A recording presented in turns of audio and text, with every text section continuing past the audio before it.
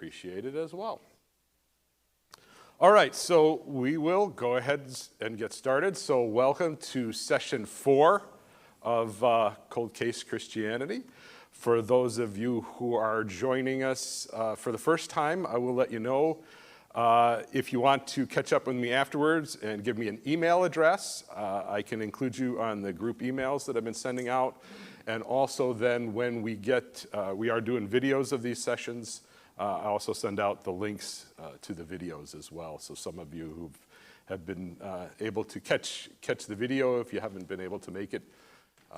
And so we appreciate that. We appreciate both Bob Lindquist and Dave filling in today for Bob to get those recorded so that they are available. Because there is a lot of ground that we cover in these classes, and so if you miss one, you are liable to fall behind a little bit. Just in review, we've been talking about some different tools for our call-out bag when we are investigating the case of Christianity and when we are helping others to understand the case for Christianity. And just going to touch on those briefly. Again, setting aside presuppositions, recognizing, first of all, that we all have presuppositions based on where we grew up and what we learned and what information that we've taken in. We all have presuppositions. We have to recognize that. Use the abductive reasoning tool to look at evidence and explanations and try and determine, of all that evidence, what's the best explanations for that evidence. Lesson 2. Talked about circumstantial evidence, and for a lot of us, we learned that really most evidence is circumstantial. And that was a discovery for me, because TV shows and things like that have kind of conditioned us to think circumstantial evidence is somehow lesser evidence, but it really isn't. So other than eyewitness testimony, all other evidence is circumstantial, including things like fingerprint evidence and DNA evidence. It's all circumstantial evidence. Of course, testing your witnesses to see, are they accurate, are they credible witnesses or not. Last week, we talked about hanging on every word and some of the details to be found in the language, and then also recognizing that there's artifacts and there's evidence. Oh, I meant to bring some additional information based on some of the questions that came up last time around, some of the variations among the different translations that we have today, but it's probably better that I left that information behind because we're liable to get sidetracked on that. But I will put that into an email just to kind of summarize some of those things that we touched on toward the end of class last time. All right, so today we are going to jump into lesson 4, and we're going to learn 3 more things, which is we're going to talk about conspiracy theories, knowing when enough is enough, and preparing for an attack. So I'm going to read the intro again, just because it's a nice little example. Charlie, your roommate already told us where to find the green plaid shirt you were wearing last night. Charlie sat with his head down and his hands on his thighs. His body language communicated his continuing resistance to my questioning. This last statement, however, caused the first small reaction I had seen all afternoon. Charlie finally lifted his head and looked me in the eyes.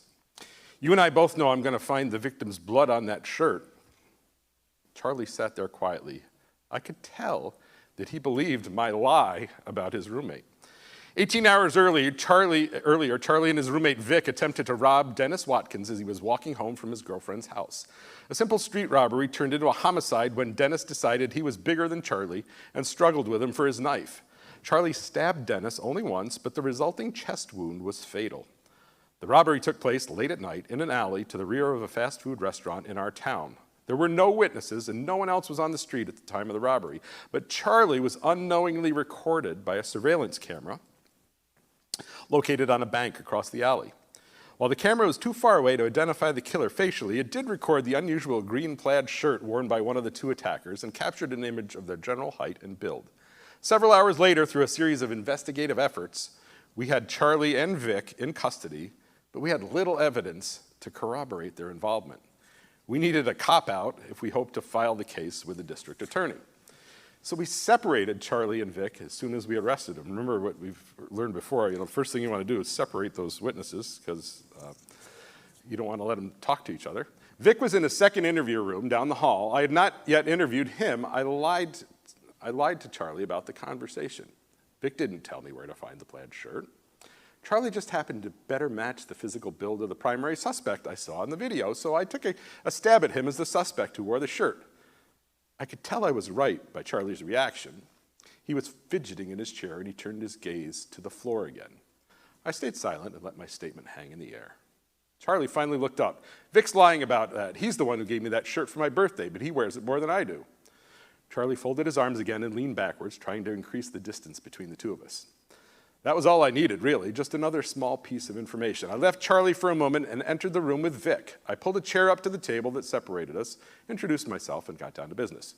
Vic, I just got done talking to Charlie. Murder's a serious crime, and he told me that you were the one who stabbed this guy. He told me about the green plaid shirt. He said that you gave that shirt to him for his birthday, but you wear it more than he does. He told us where to find it. He said we'd find the victim's blood on the shirt, and he's willing to testify against you, bud. Within 15 minutes, Vic told us all about the crime and confirmed what we'd seen on the video. He provided many details about their prior plan to commit the robbery, and he confirmed his secondary involvement in the attack. He also told us that Charlie was the man who stabbed Dennis, and he provided us with the location of the knife.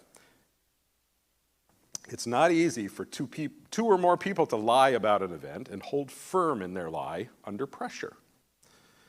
Okay, so two or more people lying about an event, hold firm in their lie under pressure. We're going to talk more about that. Successful conspiracies are far rarer than most people think. So in this session, we're going to examine the nature of successful conspiracies. We're going to learn how much evidence is necessary to make a reasonable inference, and we're going to examine the strategies of those who try to deny the truth. And we all know there's lots of people out there trying to deny the truth, right?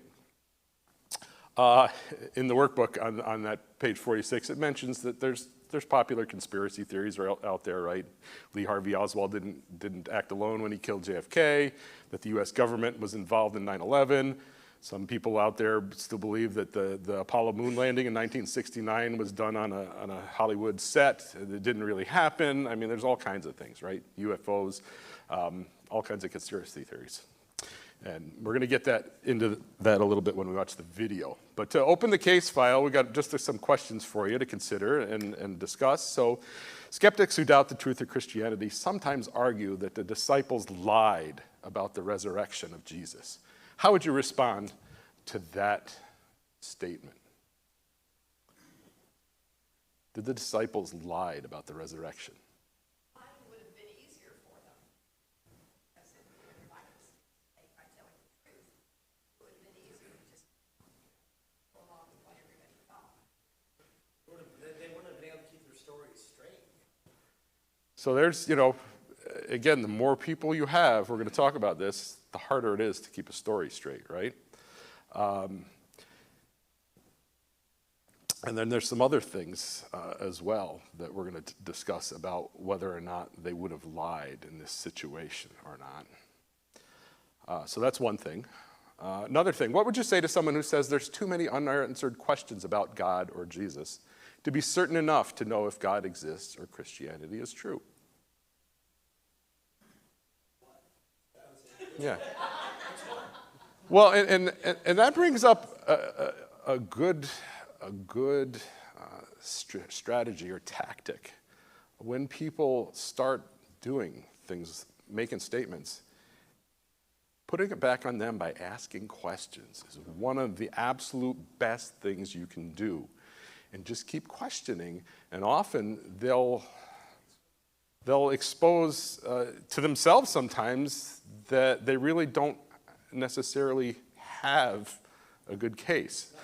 Yeah, so, but they've never been challenged in some cases. There's a whole book on tactics of interacting with people that I'm actually at this point thinking we might do as a class in the spring. So we'll come back to some of those types of things. Now, think about this for a second. You know those 5 things are necessary to pull off a conspiracy successfully. If you're suggesting that the Christian story is simply a vast conspiracy, then those 5 things have to be in place. Really? How many people are telling this lie? Is it 2? No. Is it just, Peter, James, and John? No. Is it just the 12? No. There's 120 in the upper room in Acts 1, right? Who all allegedly saw the risen Christ. Paul says in 1 Corinthians 15 that 500 people saw Jesus arise from the grave, saw him after the resurrection on the same day. So how many people are involved in this? It's already way too many people. If that's all I knew, I would say it's not reasonable. But it's worse. How long do they have to hold it? Remember, shorter is better. Are they holding it for 6 seconds or 6 minutes or 6 hours or 6 days? No. 6 weeks, 6 months, 6 years? No. 6 decades. You want me to believe that over 500 people told that lie, kept that conspiracy together for 60 years? Really? Well, could they communicate with one another? They couldn't use social media to talk to each other. They couldn't call each other on the phone. They're separated from as far as Thomas in India to Paul in Rome. How are they able to keep the story so consistent given the vast distances that existed between each other with no way to call to see what the other people are saying? Well, okay, well, there's some family relationship. Well, yeah, I mean, there was Andrew and Peter. There was James and John, but there weren't a lot of close family relations. As a matter of fact, Matthew, who wrote a gospel, is nobody to the other 11. I mean, he wasn't part of the discipleship of John the Baptist. He was a guy named Levi, who was a tax collector who comes into the group late. Yet he writes a gospel, is martyred for his testimony, and he never flinches. How do we explain that kind of thing? And finally, were they under any pressure? Well, I think the deaths of the disciples are pretty famed. I'm not sure that all of them died precisely as the legends would tell us they died, but we do know this. There is not a single claim from antiquity in which any of the original eyewitnesses ever changed their story. None of them ever recanted. If you're going to suggest this is a conspiracy, at least know enough about conspiracy theory to see why that's so unreasonable. Now, let me give you another important principle that is really, I think, for a lot of people, a critical principle. It's this idea of, well, when do I know, Jim, that I've got enough good reason to believe something is true? When is enough evidence enough? This all comes down to the standard of proof, right? What is the standard by which we could say we really think we have enough reason to believe this has been proven? Well, the standard is different depending on the kind of trial you're involved in. If you're in child custody hearings, that's a very different standard of proof. I've actually listed 4 levels of standard in your participants guide. That is the level we try to achieve in the most critical level, the level we reserve for the most critical trials, felony trials, murder trials, is the standard we call beyond a reasonable doubt. That's the highest standard we have. You'll notice in my list that I've given you in your participants guide that there is no standard called beyond a possible doubt. That is not a standard we hold in jury trials. As I said before, you can't get beyond a possible doubt. You really couldn't. I could always raise some crazy possible doubt. And that's why we don't have it as a standard in criminal trials. What that means is that there are going to be some questions in a criminal trial that I can't answer for you as the prosecutor's side or as the defense attorney's side. And I will typically pick juries and pick jurors by asking that question up front during the selection process. We'll say, hey, are you the kind of person who has to have every question answered before you could be certain that something is true? Well, yeah, I think I am that kind of person. I do think I need every question answered. Well, then you're excused. I can't put you on a jury because I will not be able to answer every question. I'm going to ask you to make a decision, even though you have less than complete information. Can you do that? Well, it turns out you've been doing that if you've been living on planet Earth. We always make decisions without all the facts at hand. We can't be all-knowing.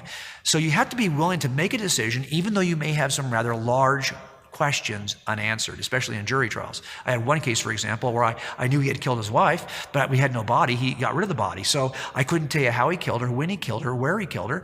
I couldn't tell you how he moved her body, how he moved her car. I couldn't answer any of those questions for the jury.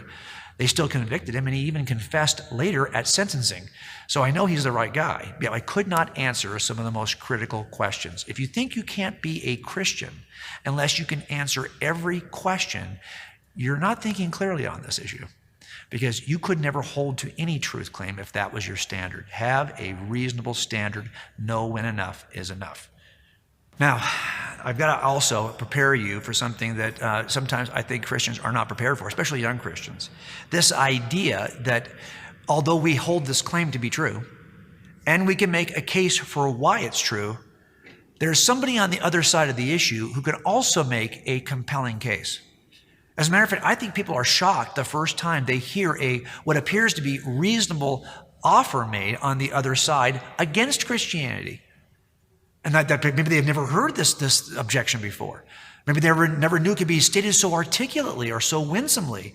And this book has been written by a scholar, and he's saying it in a way that seems very kind, but he's really writing about how Christianity isn't true. And the fact that they didn't even imagine you could write it this well seems to be enough to shake their confidence. Look, we have to be prepared for an attack. We have to be prepared that the other side is going to be equal. Look, I've never had a jury trial where we spent 6 weeks making the case positively that we think is good enough reason to believe that this defendant has committed this crime. We're on one side of the table. The defensive team's on the other side of the table. And at the end of our presentation, I've never had a defense team stand up and say, oh my gosh, that was so compelling. There's nothing we can say. We just rest. No, they're going to spend now 6 weeks of their own making a compelling case for the opposite position. And by the way, I've had that happen only to have at the end of the trial, the jury find the defendant guilty and the defendant then to confess. So clearly that 6-week presentation they made was not true. I don't care how winsome it was, how well prepared it was, how qualified the experts were they called in.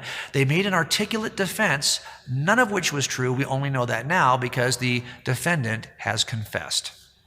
So here's my point. Be ready for that.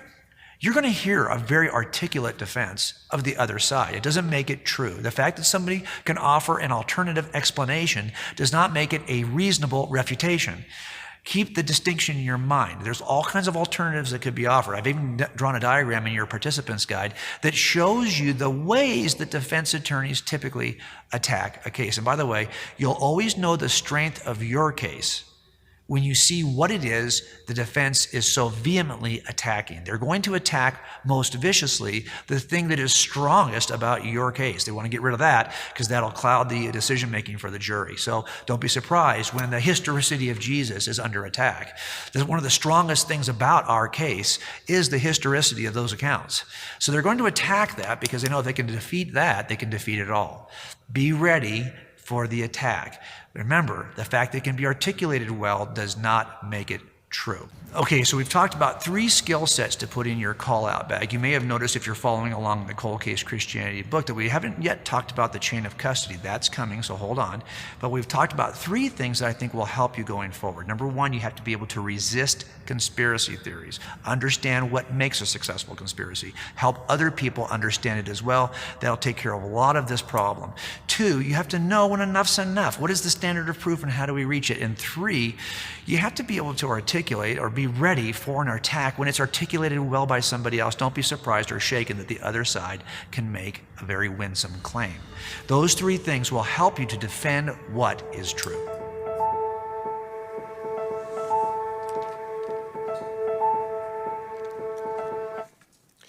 Thank you, Dave.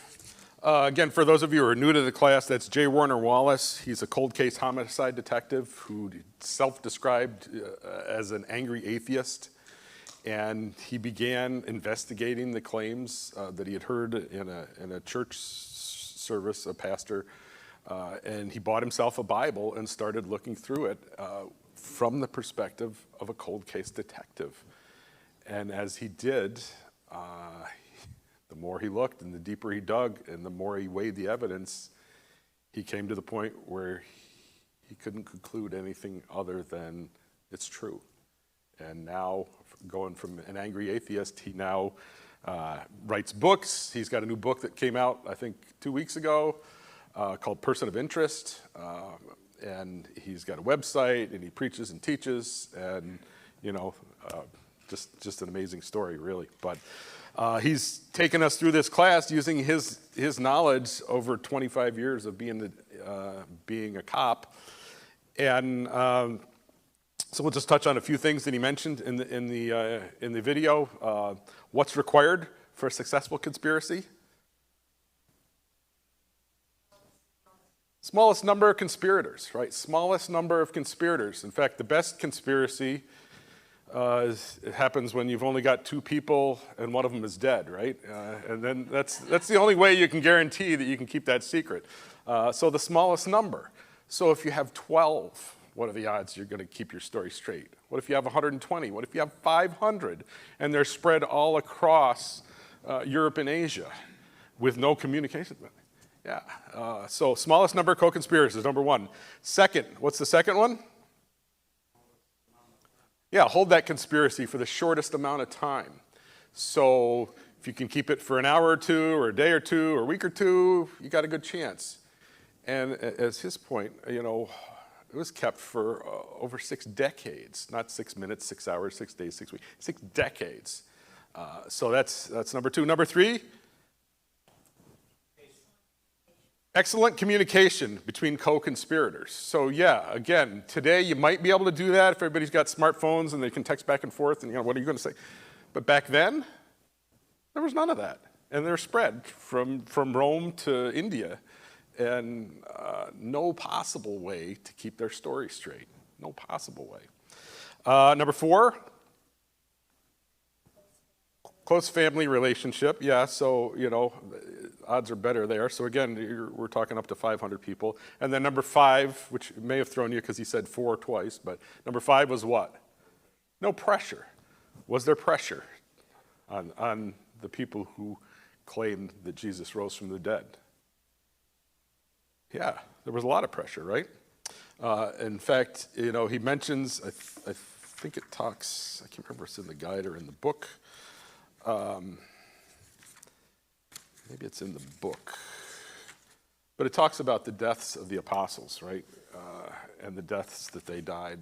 And he mentioned in there that, you know, some of this is tradition. Some are actually mentioned in Scripture, right? But I'll just list a few. Matthew suffered martyrdom in Ethiopia, was killed by a sword wound. Mark died in Alexandria, Egypt, after being dragged by horses through the streets until he was dead. Luke was hanged in Greece as a result of his preaching to the lost. John faced martyrdom when he was boiled in boiling oil, but he was miraculously delivered from that and then sentenced to the prison island of Patmos. He's the only apostle who actually died of old age. Peter, tradition says, was crucified upside down on an X-shaped cross, and according to church tradition, it was because he told his tormentors that he felt unworthy to die in the same way that Jesus had died.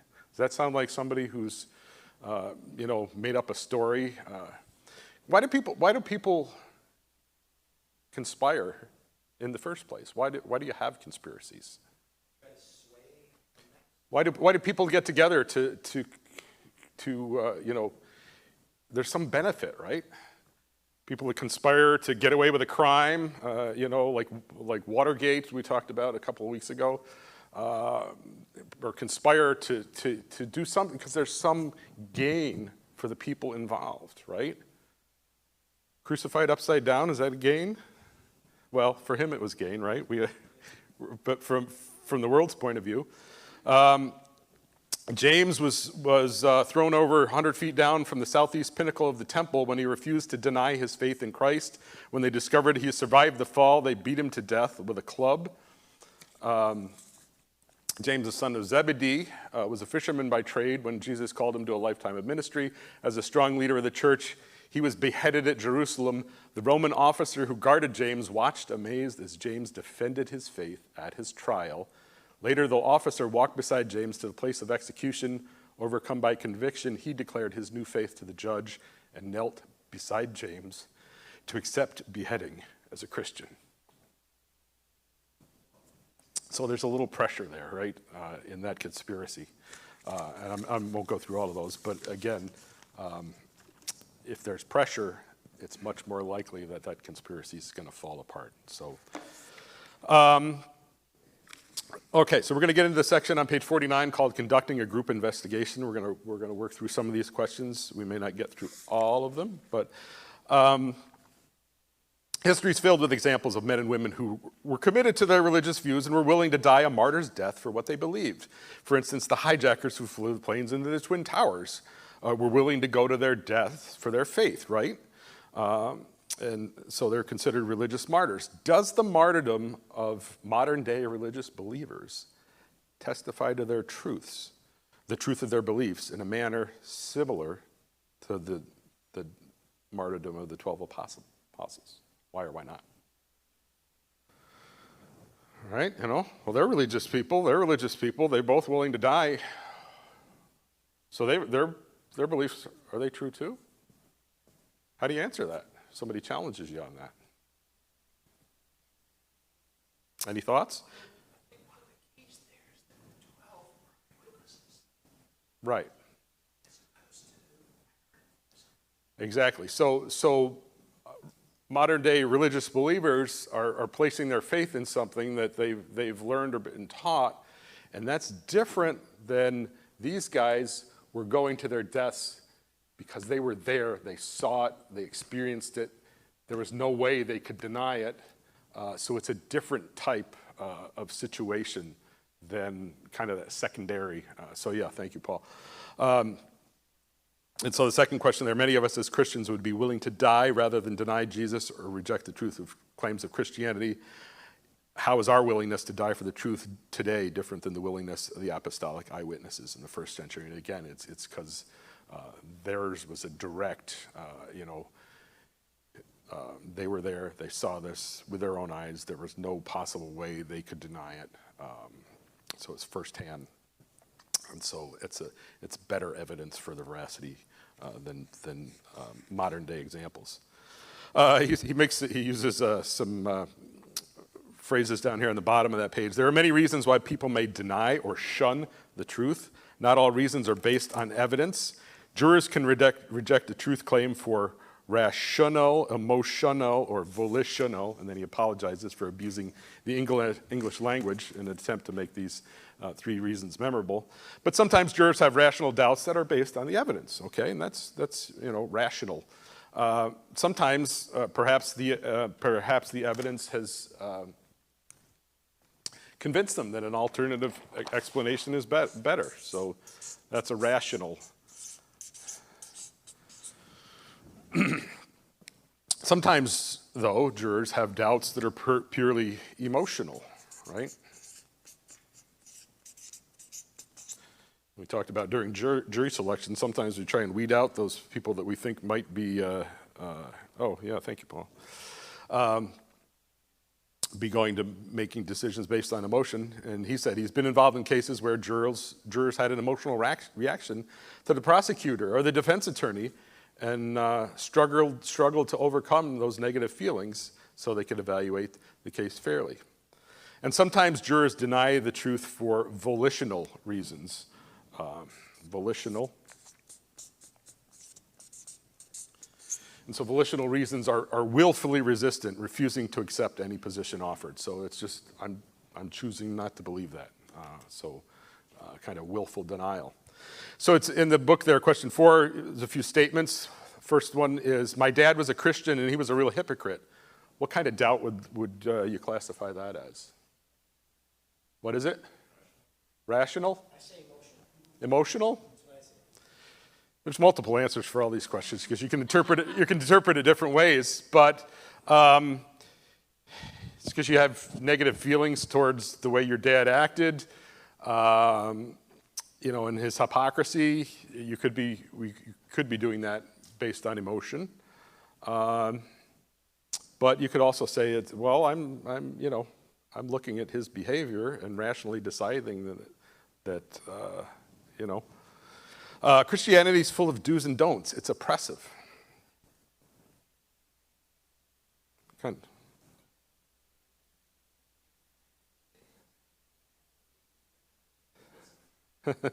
do, don't. So what kind of doubt would that be?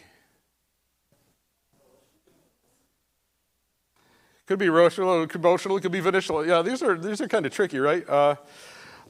And so that's where that asking questions comes into play. So maybe that first phrase, you can't really tell. Well, what kind of doubt is this? So that's where you want to dig deeper and find out, well, so what are some of those do's and don'ts? You might find, number one, that they're mistaken in some of their opinions there. So for a lot of these, you have to start peeling back the onion to get to where they're coming from. But then sometimes you will find that, well, maybe it's an emotional, just because they had such a bad relationship with their dad, and, he's a so-called Christian, I want nothing to do with that. Where, maybe it's a more measured case of, yeah, I've looked at all these evidence, but I think all this other evidence is stronger. And so knowing where they're coming from is really important, and that's where that questioning comes into play. So actually, you can do the same thing looking at some of the doubt expressed in biblical passages as well. We'll touch on the first one here because we are amazingly running short on time again. Where's my notes for today?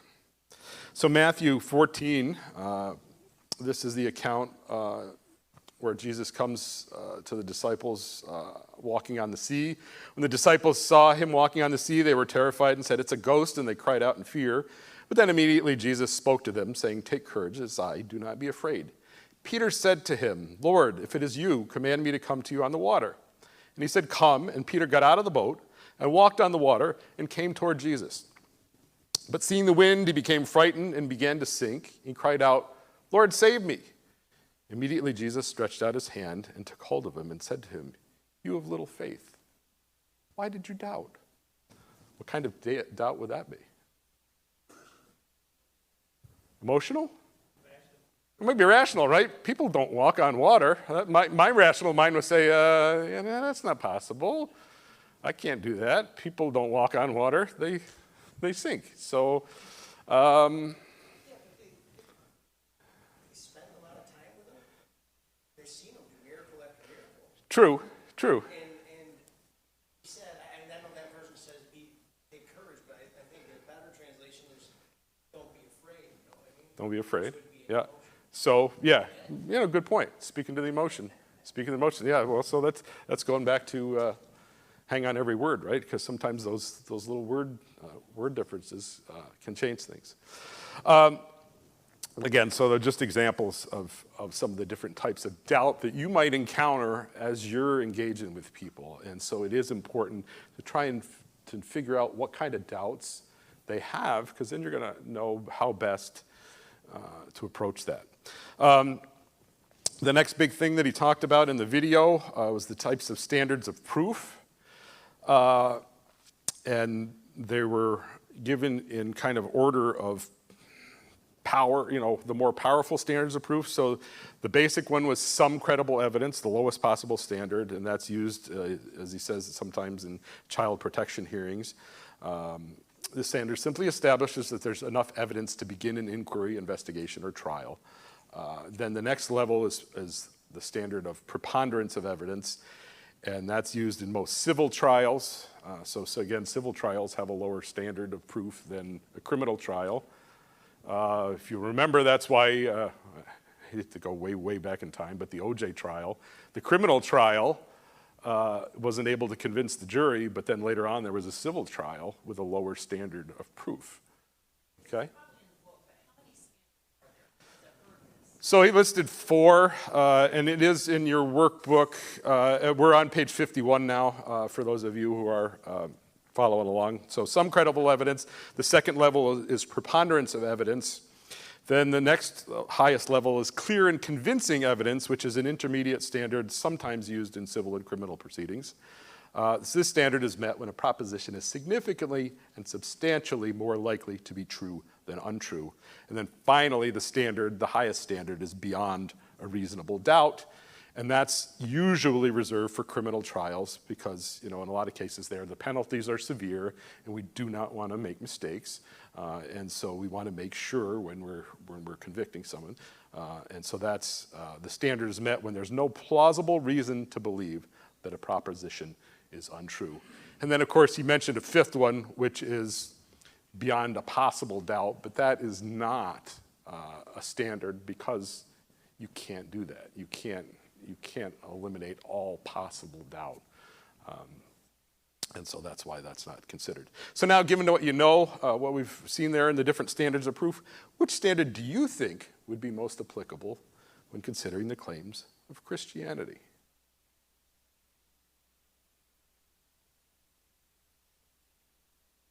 God, it better be without Beyond a reasonable doubt, right?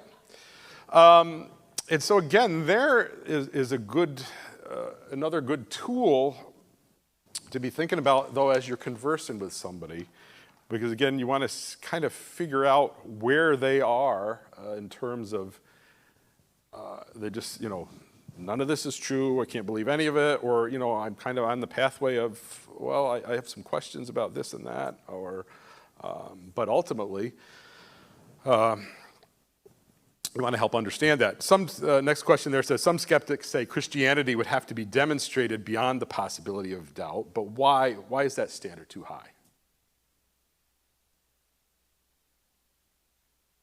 Number one, we're talking about something that happened 2,000 years ago. It's totally unrealistic expectation to be able to answer every possible question about something that happened 2,000 years ago. So it's unrealistic. And the other point you made in the video is we make decisions each and every day based on not having every possible bit of information. We do it all the time in everything. And so those are unrealistic expectations. And so sometimes you then have to help challenge a person if that's their, well, I'm not going to believe it unless you can prove this.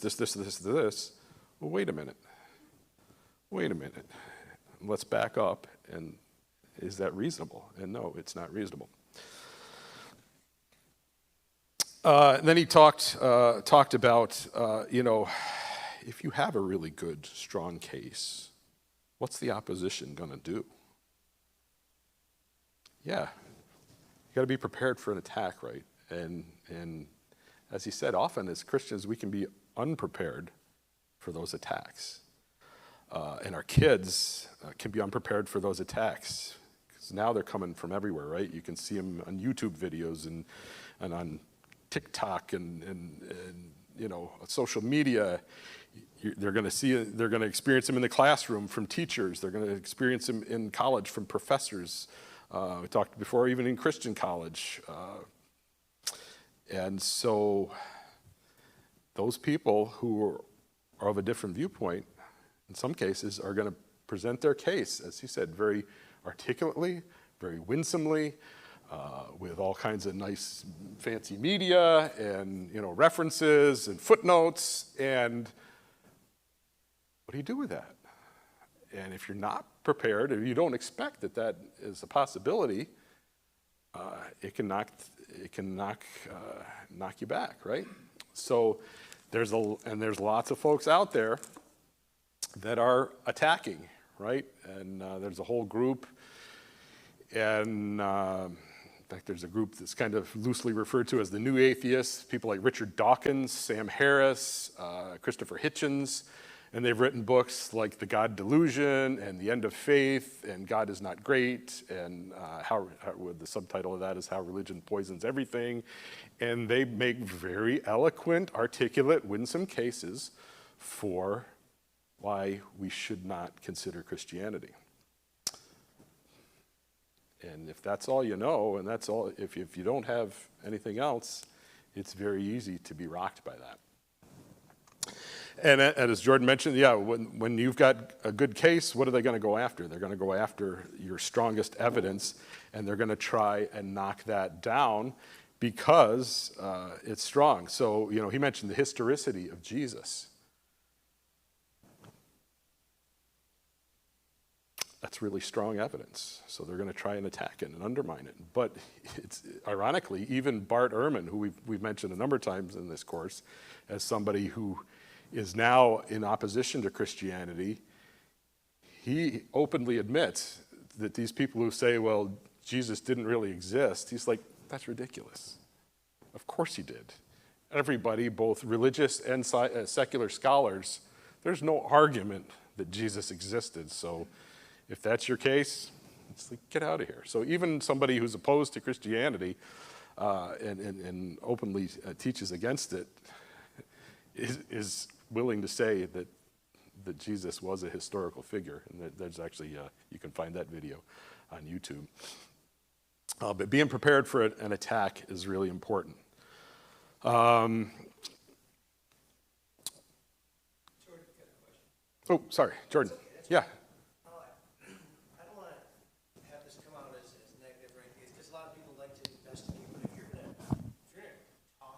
everybody about this, you gotta really use the word, because the word of God doesn't fail, you know what I'm saying? So the people are gonna have to make a choice on what God says, not me trying to convince them. You know what I'm Correct. saying? Correct. Yeah. You know, if we But still having a nice conversation and stuff, but so you know, we're using the terminology attack here, right? So we're talking about terms like battle, right? So what's the most important thing to take into battle, right? Right. Right. However, we need to make sure all of our other, go to Ephesians 6, all the other things are strong too, right? And in a lot of cases, your sword is not going to help you in battle if it's on your shelf and it's rusty and dusty, right? What did people do before they went to battle? They sharpened their sword, right? And they practiced with it, and they made sure that they could, block those moves of the enemy. They studied their enemy to understand where their attacks were going to come from, so they knew how to defend and how to use both their offensive and defensive weapons. So that's a good point. Kim? Yes, ma'am. I believe you're right. I believe you're right. Kim and I are former Ahapwa teacher veterans from way back when, and yes, I remember Dean did a whole section on the sword of the Spirit over a number of weeks in Ahapwa. Yes, so we knew all about that. In fact, we used some of the illustrations of the Roman soldiers and how they used to practice together, and that's another whole class. It's so easy to get sidetracked up here. I'm learning. But what about you guys? I've made it real simple in my mind and heart. Every human being is going to have to draw a conclusion about who Jesus is. That's correct. He's either a liar, or he is who he says. C.S. Lewis, so it's the most important question that you can ask. There is no other three. Right. Yeah, and so that's a great, who is Jesus? Who is he to you? And he's one of those three things. And He's not changing based on what you think. and which does the evidence indicate he might be? What's the most reasonable explanation? Again, and is there evidence to support him being this, or this? But yeah, it's been a while since I've read Mere Christianity, but I believe that's the book where C.S. Lewis touches on that, specifically on that question. Gail?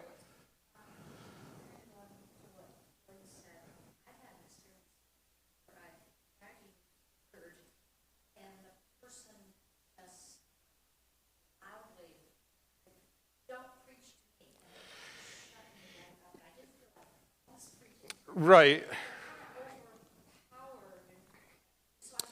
So yeah, and there's, the question is, sometimes you use the word to somebody and immediately the walls go up, right? So you have to evaluate the situation. And yeah, it can take you back, but again, that's a great time to start asking some questions. So like, okay, I hear you. Why do you feel that way? What leads you to have that opinion about that? Have you ever considered it? What's your experience? Find out a little bit more about where they're coming from.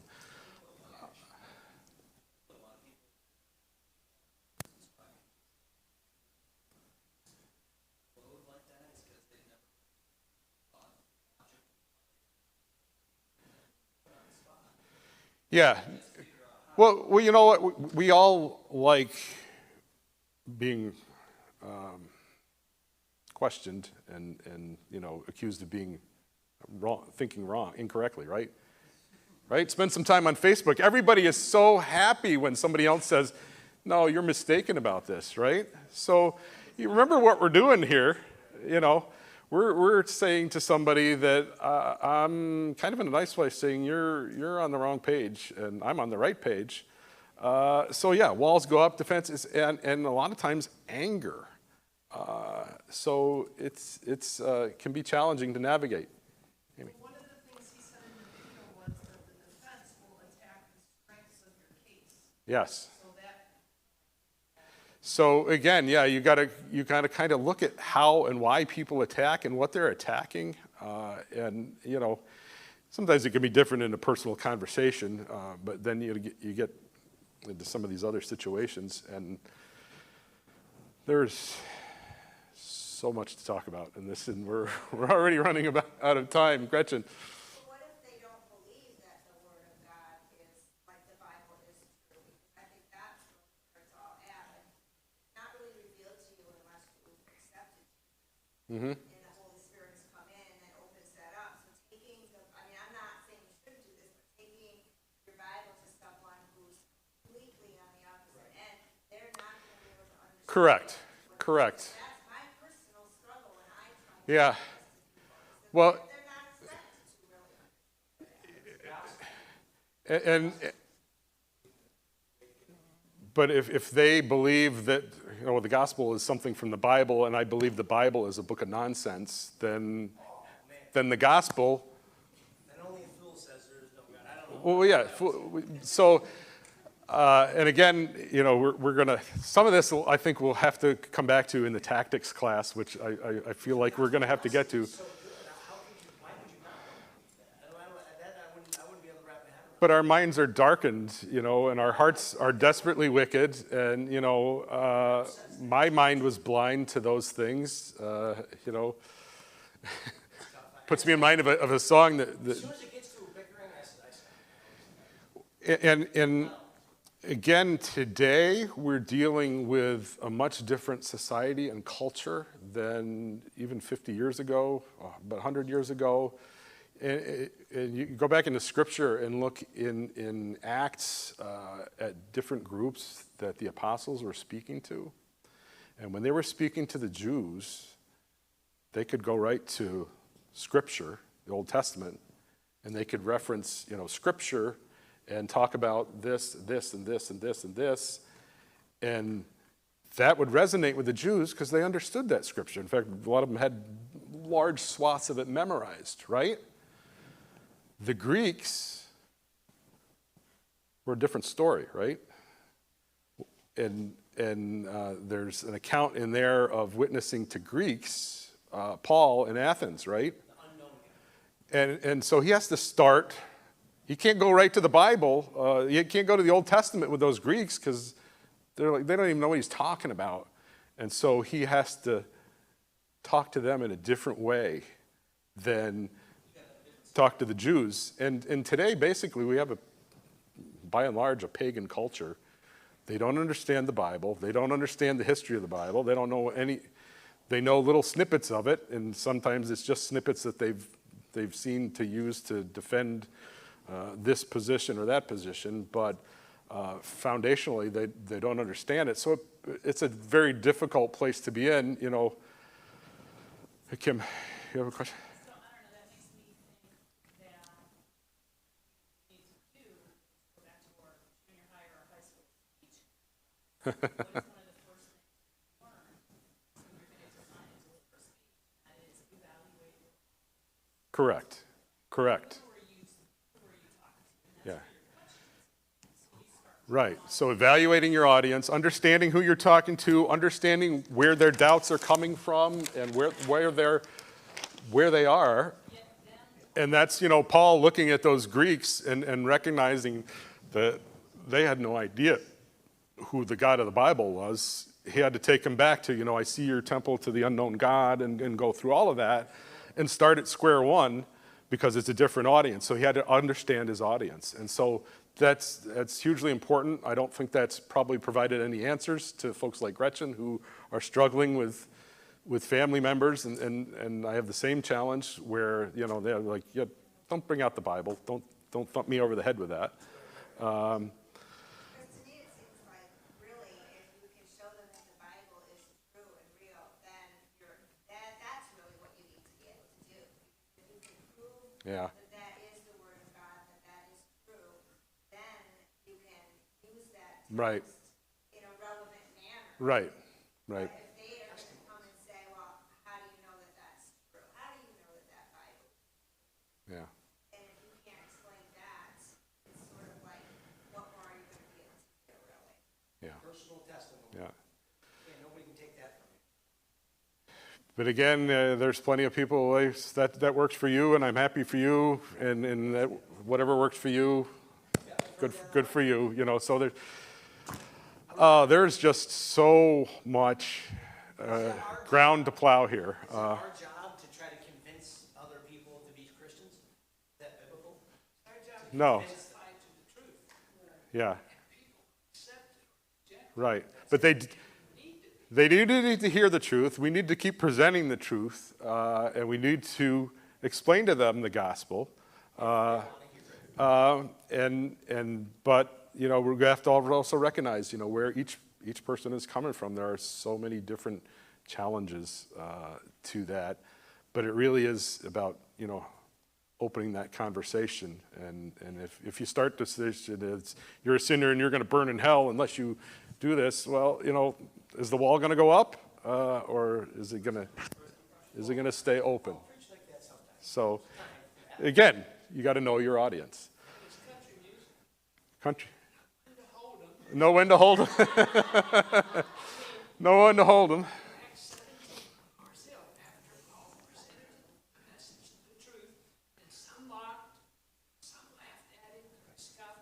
And some said, some believed, joined him, but the scripture says, heard the resurrection of the dead. Some mocked, others said, you know this.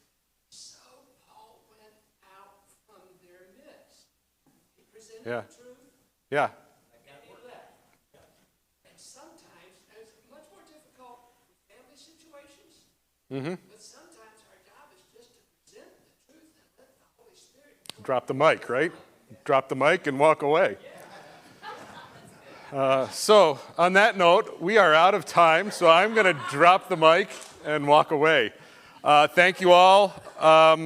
Take a minute to read through the rest of this chapter in your workbook, because we didn't get to everything. Shoot me an email if you have any questions. If I don't have your email yet, you want to give that to me, see me afterwards. Any last thoughts or comments?